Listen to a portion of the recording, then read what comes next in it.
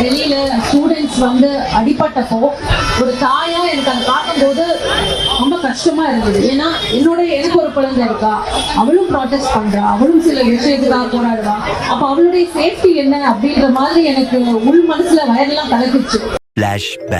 வேலம்மாள் போதி கேம்பஸோட 40 நாட்கள் NEET crash கோர்ஸ்ல சேருங்க. இதுக்கு ஒரு 4 பேர்ட்ட மூத்திரத்தை வாங்கி மடக்கு குடிக்க வேண்டியதானே? ஏன்டா இந்த வேலை பாக்குறீங்க?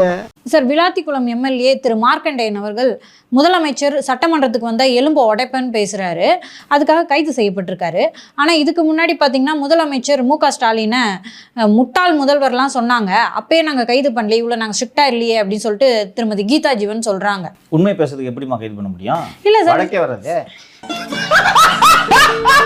உதயநிதி சொல்கிறார், நீட் தேர்வில் குளறுபடி கிடையாது, நீட் தேர்வே குளறுபடி தான். அதை 2013 பார்லிமெண்ட்ல கொண்டு வந்தது யாரு?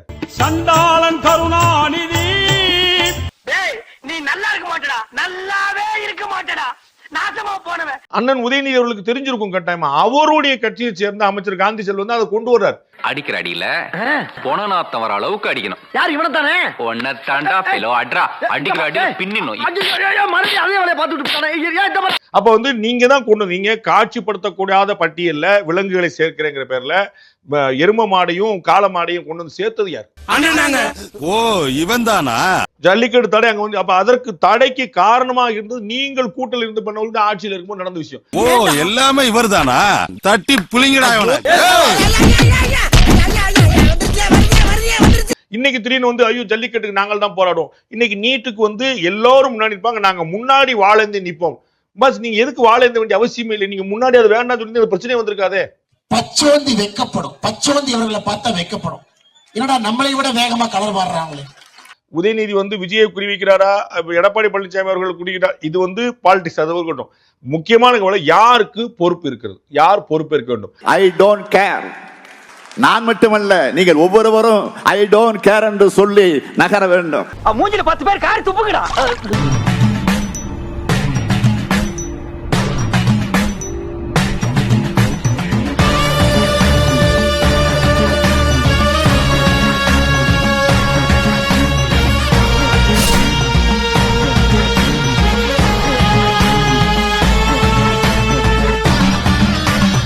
நம்ம சேனலோடைய வளர்ச்சிக்கு நீங்கள் கான்ட்ரிபியூஷன் செய்யணும் அப்படின்னு நினச்சிங்கன்னா இந்த QR கோட் மூலமாக உங்களால் முடிஞ்ச அமௌண்ட்டை நீங்கள் கான்ட்ரிபியூஷனாக நம்ம சேனலுக்கு அடிக்கலாம். நன்றி. தமிழ்நாட்டில் இவங்க கொண்டு வந்த பல அழிவு திட்டங்கள் இருக்குல்ல, மீத்தேன் திட்டம் என்னன்னே தெரியாம கையெழுத்து போட்டேன்னு சொன்ன ஒரு துணை முதலமைச்சர் எங்கேயா பாத்திருக்கீங்களா? ஸ்டாலின் சொல்லி இருக்கிறாரு. தெரியுமா தெரியாதா? தெரியாது தெரியாது தெரியாது தெரியாதா? தெரியும். திட்டத்துக்கு கையெழுத்து போட்டு திட்டத்துக்காக கையெழுத்து போடுறதுக்கு என்ன மெமரண்டம் ஆஃப் அண்டர்ஸ்டாண்டிங்னு அர்த்தம் என்ன? அதுக்கு தான் கையெழுத்து போட்டாங்க. இவர்களுக்கெல்லாம் தமிழ் ஒடிச்சு செத்து போச்சா? நாட்டில் காவிரி பிரச்சனை எடுத்தாலும் திமுகவுடைய பங்கு இருக்கு. கச்சத்தீவை தாரை வார்த்தது யாரான்னு கேட்டா திமுகன்னு சொல்லுவோம். இன்னைக்கு எல்லா பிரச்சனைகளுக்கு பிறகும் திமுகவுடைய கை இருக்கும்போது உலகத்துல எவ்வளவு அயோக்கியத்தனங்கள் அநீதிகள் நடந்தாலும் அதோட வேர் தேடி போனோம்னா அது அமெரிக்கால போய் நிற்கும். தமிழ்நாட்டில் என்ன அநீதி நடந்தாலும் அதோட வேர் தேடி போனோம்னா கோபாலபுரத்துல போய் நிற்கும்னு. இந்த நாட்டை விட்டே ஓடி போய் என்னங்க ஐயா? அதான் நீ நாட்டுக்கு செய்யற நன்மை, நாட்டு மக்களுக்கு செய்யற நன்மை, நாட்டு ஜனங்களை பிடிச்சிருந்த தரித்திரமே ஓடி போச்சுன்னு நினைப்பாங்க. நள்ளிரவு 12 மணிக்கு ஒரு பொம்பளை பிள்ளை கத்துது, நீட்டை ஒழிக்கணும், மோடியை பதவி விலகுன்னு. மாற்றம் ஏன் உன் தலைவர் பேசல? நீட்டை ஒழிக்கணும் ஏன் பேசல? முட்டையை தூக்கிட்டு வந்தாருல 2024 எலெக்ஷன்ல, முட்டையை தூக்கிட்டு வந்தாருல உதயநிதி, அவர் ஏன் இன்னும் பேசல? ஏதோ ரகசியம் தெரியும் சொன்னார்ல. நாங்கள் ஆட்சிக்கு வந்தால் முதல் கையெழுத்து சொன்னது யாரு? சொன்னாருங்க. எங்களிடம் ஒரு மேஜிக் ஃபார்முலா இருக்கிறது சொன்னது யாரு? சொன்னாருங்க. எல்லாம் உண்மைதான். ஏன் பேச முடியல? அதை ஏன் செயல்படுத்த முடியல? இப்ப செயல்படுத்ததான் வாங்கன்றாரு. அப்போ நீ மண்டியிட்டு மக்களிடம் மன்னிப்பு கேள். உங்க வீட்டு பிள்ளையா நினைச்சு எல்லாரும் என்னை மன்னிச்சிருங்க. அடிக்கடா அவனை. திமுக எங்கேயாவது அவமானப்படணும், அதை நீங்க பார்த்து சிரிக்கணும், அதுதான் உங்க ஆசை. ஆமாம், திமுக மானங்கெட்டு போகணும். அந்த மானங்கெட்ட கட்சி என்பது மக்கள் முன்னால் சந்தி சிரிக்கணும். ஊரே ஒண்ணு சேர்ந்து காரி துப்புதுடா. வீடியா ஊருக்குள்ள அவன் சாதி சண்டை சொத்து சண்டை ஊரே பிரிஞ்சு கிடக்கு. ஏன் மூஞ்சில காரி துப்புறதுக்காக ஊரே ஒண்ணு சேர்த்து நினைச்சு சந்தோஷப்படியா? முட்டையை தூக்கிட்டு ஏதோ ரகசியம் தெரியும் சொன்னார்ல, அந்த ரகசியத்தை இதுவரைக்கும் சொல்லலடா அவன் தலைவன். இதுவரைக்கும் சொல்லல. 0% சொல்றாரு. எப்படின்னு சொல்றாரு? முட்டையை எடுத்து காட்டுறாரு. நீ முட்டையை தூக்கி காட்டினாலும் சரி, கொட்டையை தூக்கி காட்டினாலும் சரி, இங்க மக்கள் கட்டையுடன் காத்துக் கொண்டிருக்கிறார்கள் உங்களை வரவேற்பதற்கு.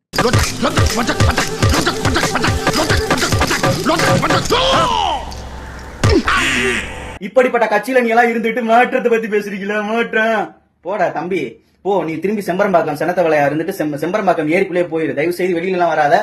எச்சசோறு வெட்டி போட்டா 8 ஊரு துள்ளாம பெருத்து போன அந்த தவளை கொட்டா பாத்திரீங்களா, பெருசா பெருத்து போய் இந்த பானை பக்கத்துல உட்காந்துருக்கும், அந்த மாதிரி இருக்கான். ஏங்க நீட் விலக்குக்கு வாங்க எல்லாருமே கையெழுத்து ஏங்க நாங்க இயக்கம் வரணும்? இந்த மாதிரி கையெழுத்து இயக்கங்கள் தனத்துக்கும் மொள்ள மாதிரி தனத்துக்கும் நான் ஏன் கூட வரணும்? பள்ளிகளுக்கு சென்று மாணவ மாணவிகளிடம் கேன்வாஸ் செய்து நீட் எதிர்ப்பு அஞ்சல் அட்டையில் கையெழுத்து பெற்றனர். இந்த அஞ்சல் அட்டைகள் விரைவில் ஜனாதிபதிக்கு அனுப்பப்படும் என்று உதயநிதி மாநாட்டில் கூறியிருந்தார். ஆனால் மாநாடு முடிந்த சிறிது நேரத்தில் நீட் எதிர்ப்பு அஞ்சல் அட்டைகள் காற்றில் பறந்தன. மாநாடு நடந்த மைதானம் முழுவதும் ரோட்டிலும் அவை சிதறி குப்பையாக கிடந்தன. குவியல் குவியலாக கிடந்த அட்டைகளை திமுகவினர் வேடிக்கை பார்த்தபடி அதன் மீதே நடந்து சென்றனர்.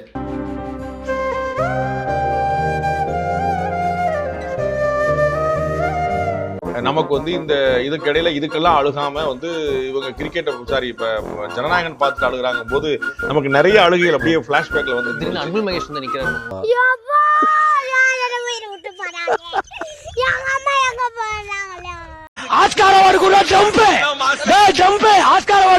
ஏன்னா இதுக்கு முன்னாடி வந்து பாத்தீங்கன்னா 20 நாளுக்கு மேல ஆச்சு இந்த போராட்டம் தொடங்கி. அப்ப 2 படம் வந்து ரிலீஸ் ஆச்சு. ஒரு கம்பெனியால ரெட் ஜெயின் மூவிஸ்னு ஒரு கம்பெனி 2 படம் ரிலீஸ் பண்ணி இதய முரளியும் கட்டா குஸ்தியும் ரிலீஸ் பண்ணாங்கன்னு நினைக்கிறேன். உனக்கெல்லாம் வெக்கமே இல்லையாடா? சோறு தானே திங்கிற. எரிச்சல் வருது இவனை, நான் கெட்ட வாரத்துல திக்கி போயிடுவேன்.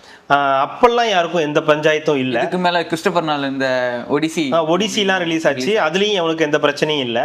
அப்புறம் ஃபிஃபாவா வேர்ல்டு கப்லாம் நடந்துச்சு. அப்பெல்லாம் தெரியாத அந்த வலி வருத்தம் இன்னைக்கு ஜனநாயகன் ரிலீஸ் ஆக போதுன்னு நேத்து வந்து அப்படியே பொங்கி எழுந்தது.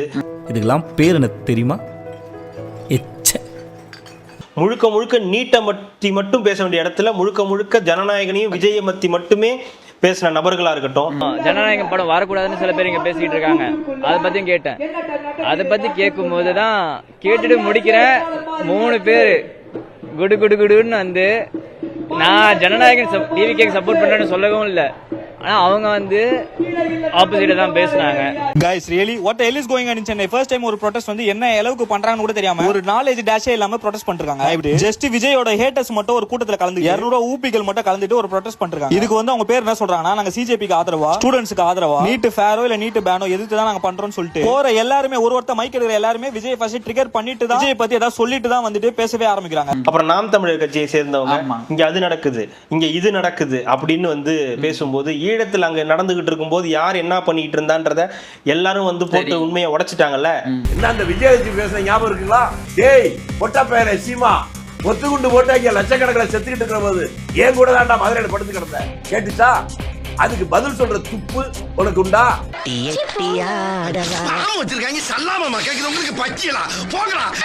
எதுக்கு பொண்டாட்டி என்ன சுத்தி வப்பாட்டி எக்கச்சக்கமாகி போச்சு கணக்கு. ஸ்டார்ட் பண்ணு.